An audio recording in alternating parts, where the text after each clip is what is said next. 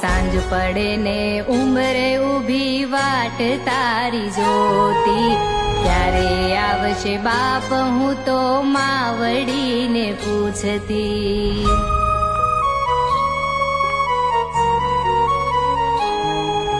નાની નાની વાતમાં માવડી મને રે વઢતી, બાપુ તારા ખોળામાં માથું મૂકી રડતી.